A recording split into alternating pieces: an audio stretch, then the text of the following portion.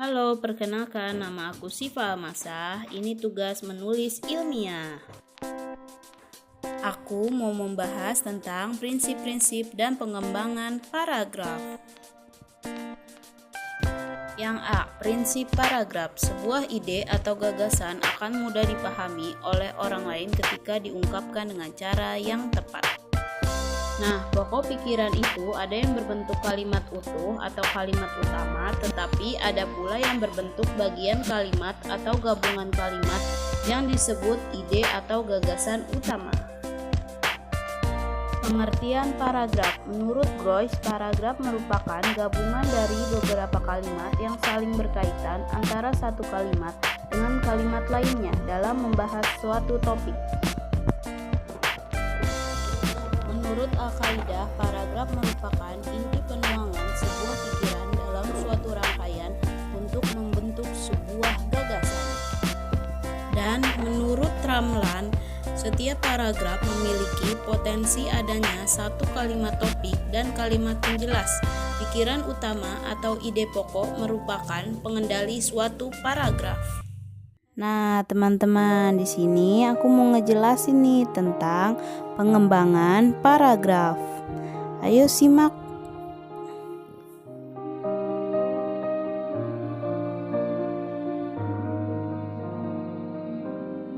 Yang pertama itu ada cara pertentangan.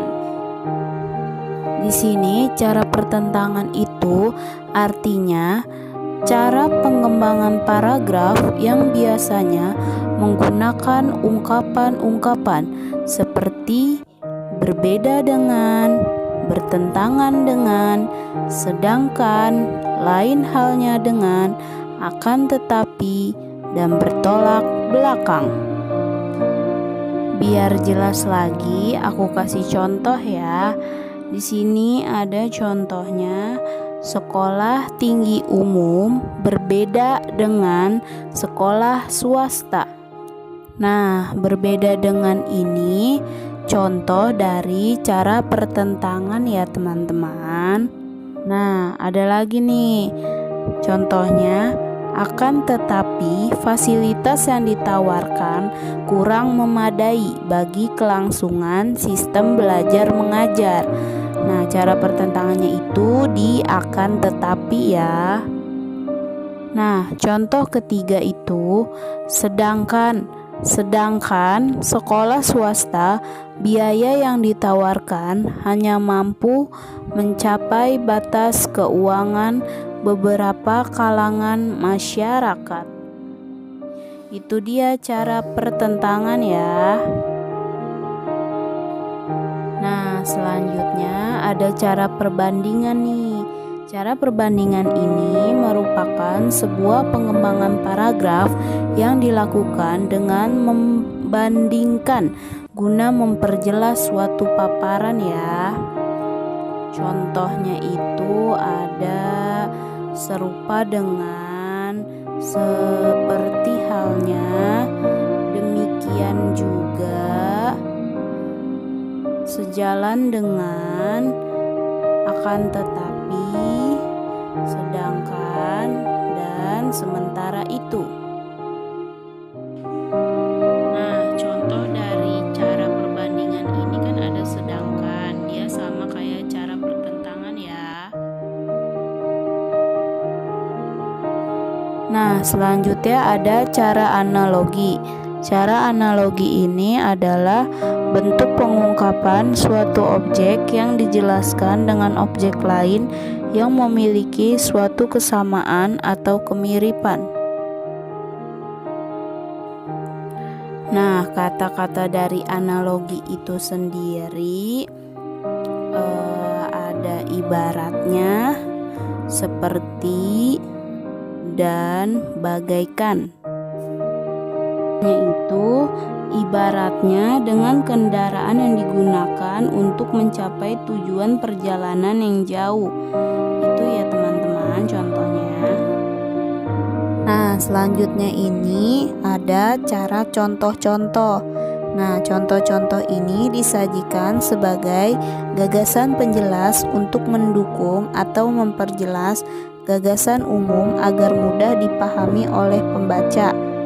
Contohnya itu ada misalnya, lalu ada kata seperti, contohnya, dan lain-lain. Yaitu merupakan pengembangan paragraf dalam contoh. Seperti itu ya teman-teman. Nah, selanjutnya ada cara sebab akibat. Nah, cara sebab akibat ini digunakan jika menerangkan suatu kejadian dari segi penyebab maupun akibat.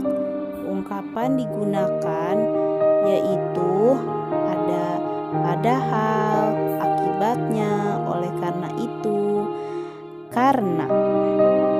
Nah, aku mau jelasin contohnya nih. Contohnya itu karena dia tidak mau belajar, akibatnya nilai dia jelek. Selanjutnya ada cara definisi. Nah, cara definisi ini adalah pengembangan paragraf melalui pengungkapan, penjelasan, atau pengertian dari suatu masalah yang dibicarakan, serta diungkapkan dari berbagai sudut pandang. Kata-katanya itu yang digunakan antara lain adalah, ialah, dan yaitu.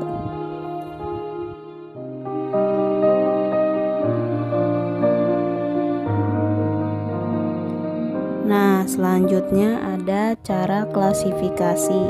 Cara klasifikasi adalah pengembangan paragraf melalui pengelompokan berdasarkan ciri-cirinya. Nah, biasanya yang digunakan itu dibagi menjadi, digolongkan menjadi, dan mengklasifikasikan. Nah, selanjutnya di sini ada contoh-contoh mengenai pengembangan paragraf. Nah, yang pertama itu ada pengembangan alamiah. Pengembangan alamiah ini dibagi menjadi dua pola. Yang pertama ada pola spesial atau urutan ruang, dan yang kedua itu ada pola kronologis atau urutan waktu. Selanjutnya ada pengembangan klimaks dan anti klimaks.